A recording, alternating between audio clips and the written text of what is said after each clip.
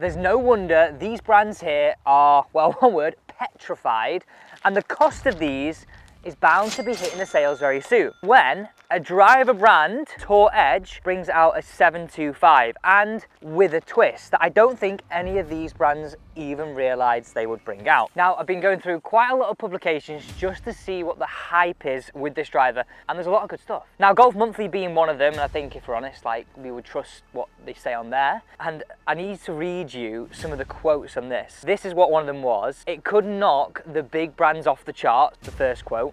And this is the one that really got me. The performance can be very good indeed, and then usually it comes in at a pretty budget-friendly price. Now, we've seen a lot of drivers come to the market at this budget-friendly price. Sometimes they perform, sometimes they don't. Will it be enough? The write-up, I need to see if this write-up is just all hype and it's a little bit of rubbish, or actually these can strongly be considered as competition and start to petrify these brands. Now, there's no doubt major brands spend so much on R&D year in, year out. There's no, whoa, look at that. I didn't expect this look. Okay, very interesting. My point was, major brands do spend a lot year on year on R&D to make the best product for us. So can it be done at a cheaper price? Now, this is interesting. I didn't expect that look. Now, this is the C725. Look at that weight system. You've got a 5 gram weight here at the back, 15 gram weight here. This is interesting. I wonder what that is. Almost like a bit of a speed slot. Have a look at it from the top. Okay. Does anybody get this vibe, by the way, that looks like a bit like the Aerojet in a similar sort of way? Only not the colorway as such, but like this bit here. Does anybody else think that? It's the shaping of the crown. This line here, I'm sort of thinking, whoa, that looks a bit like an Aerojet. What do we think of that? That's one of the drivers in the Tour Edge Exotics range this year. You know what? I think that's quite interesting. Now, I mentioned there was a driver that I think is really going to start to scare the big brands. I will pick that up. And it's this one. Think about what we've seen this year. Ping, 10K driver. Taylormade, 10K driver. Callaway, most forgiving driver. Even arguably Titleist have made a more forgiving driver to us than previous years. Now, I'm interested to see what this is. This is literally the first time that I've seen this. Whoa, look at the size of it! So you can see this, 10K MOI. We've had this rammed down our throat this year. Literally my favourite bit, taking the wrapper off. But I was having to think about this, right? Let's think about this in terms of, look at the size of that.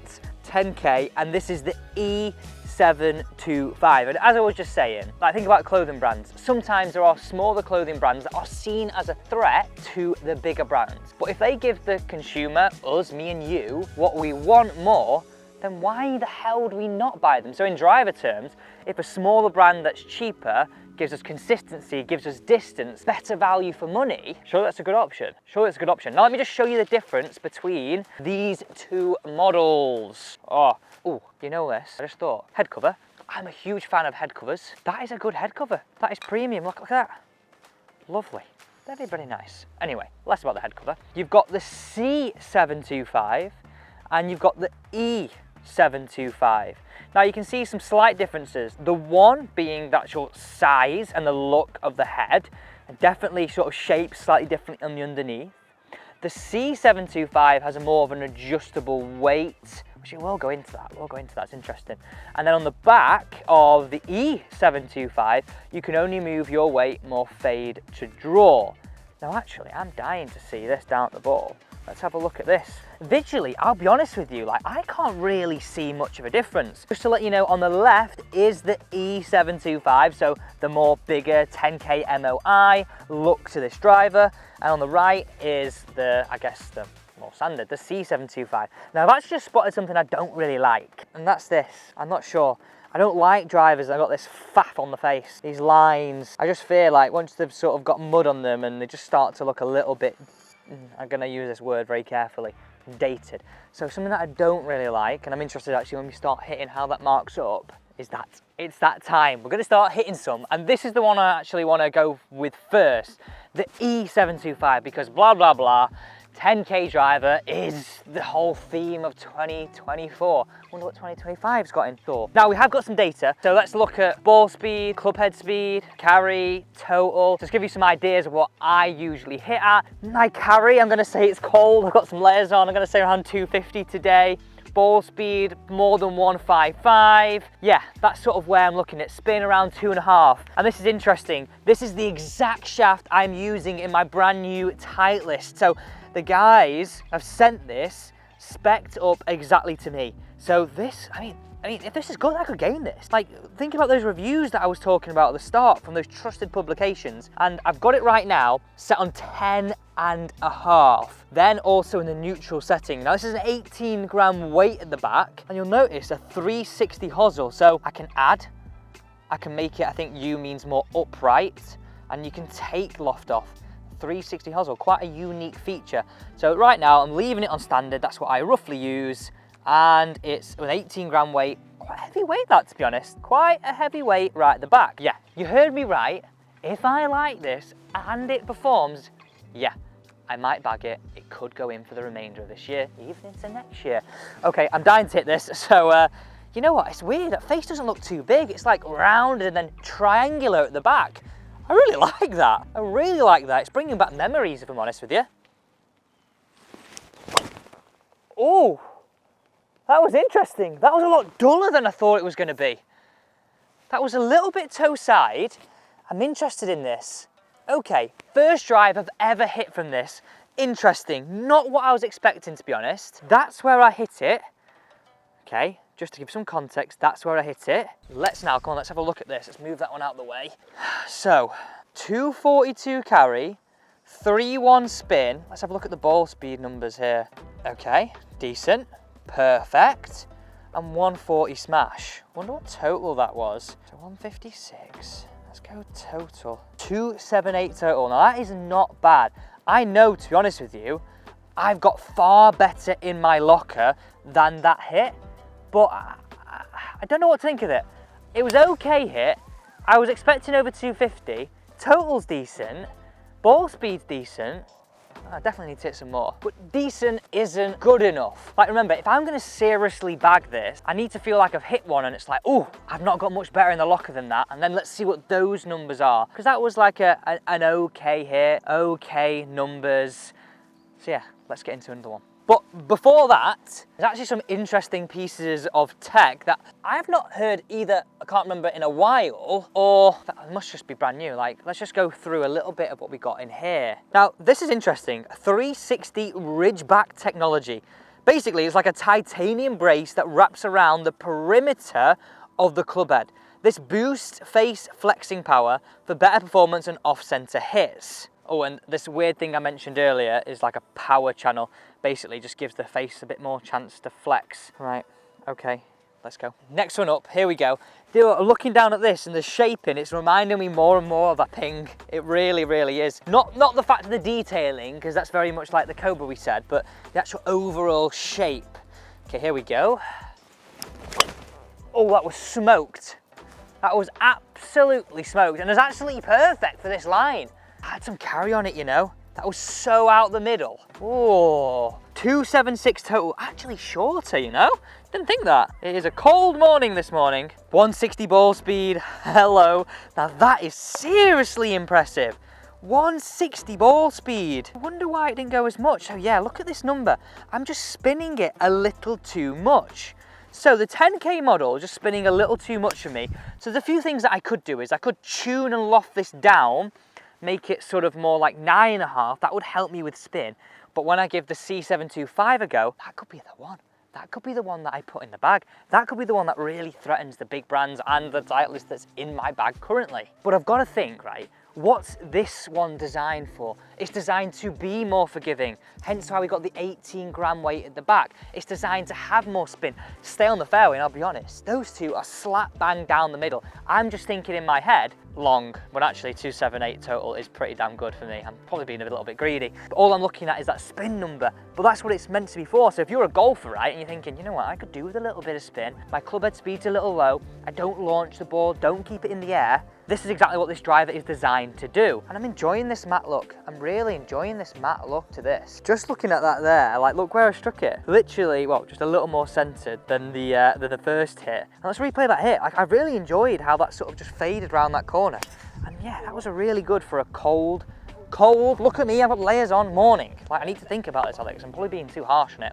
Okay, do you know what I thought would be funny? I mentioned sound of this and how it actually didn't sound how I thought it would. I thought it would sound more like this, the ping. Now I mentioned this, how they look quite similar. Look at the underneath here. You can sort of see how they both opted for a heavy weight at the back. The shaping, sort of from the toe side into the heel side, in my eyes is very, very similar, right? Wait till you see it at the front. Like if I just press these down so I can point at a few things. This bit here and this bit here is very similar. Deep area in here, deep area in here, both 10.5. I know that's depending on what driver you buy. And then look at that down there. Like I know the ping has a few ridges on top, I get that. That's sort of the fins are very ping, but look at the shaping. So it's sort of out and then triangular towards the back. So what I'm talking about is this bit and this bit.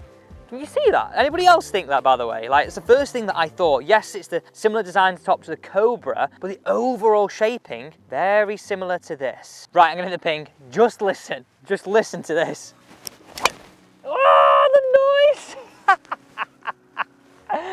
I healed that, but it was more just a bit of fun for the noise. They're not gonna be pretty numbers. I'm not even gonna show you them. Oh my God, that was so out the heel. Oh God, I know that was terrible. Okay, final ball with this before we go into the C725. I'm really enjoying this. I really am. Like, if you look at the whole look of this driver and how it's performing, the thing I should really note, I've not normalized these figures either. This is like what's happening today. You've also got a variable thickness face. What I'm trying to say is there's a lot of stuff and technology in this driver to what we classify as the big brands have, the big brands. Okay, let's go. Let's see if the spin's a little lower on this shot. Wow, oh my. That was the launch I was after on the first two. I was flatter. That seems like it's been in the air for ages. You've got to look at these. The spin's just come down a little bit. We're nearly under 3. Look at these numbers. I'm so excited to see these. Look at the carry, 264. 264. Look at the spin though. So I know looking at these numbers right now, we're gonna have some good ball speeds. We're just going to 160.4. That's 2 drivers, right? I just swung that slower, smoother, just got it out the middle more. 160 ball speed, that's 2 drivers, 2 shots out of 3 that I've got a 160 ball speed. I've hit some of the big brands this year and I haven't got those numbers. Wonder what the total is. 284. On a morning like this, not normalized. You know what, that's seriously impressive. That apex was much better too. I enjoyed that flight. In fact, I enjoyed that flight this much. I'm gonna make you watch that again. Look at this, look how much flatter. Actually, put all 3 here. Look how much flatter the last one is to the first few. Probably the fact that I hit it better, but honestly, that was really, really good. But there's one thing I'm thinking right now. For me, as a faster swing speed player, I'm thinking, sounded like I'm bigging myself up there. I didn't mean it to sound like that. I mean, just a generally a little bit of faster swing speed player, I think this one right here could be a real good gamer for me. Let me just tell you a few things about the differences in tech. There's some very similar things, but there's something very interesting on these weights. So everything's pretty much the same. You've got the 3D diamond face. You've got a similar look to the crown with the Ridgeback 360 technology.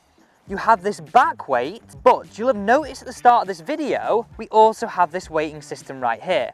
Now, think about this. So let's just put a category here. For a more forgiving driver, they want the weight lower and further back to create more spin, hence why it has 10K MOI. More forgiving, a slightly bigger profile look in the E725. Whereas, a slightly smaller profile look in the C725. And what's really, really interesting is, that's a 15 gram weight there, right slap bang at the front. And I thought it was a bit funky looking really, having this weighting system. I've not really seen anything like this before in this look. And then you've got a 5 gram weight as opposed to an 18 gram weight at the back. So essentially, right, this should be lower spinning. They've shoved the CG further forward. So, I mean, by all means, I'm looking at this thinking, you could do a couple of things here to fine tune this one too. You can move the 15 gram weight to the back if you wanted to make it more spinning. So leave the weights where they are and make it more fade and draw bias.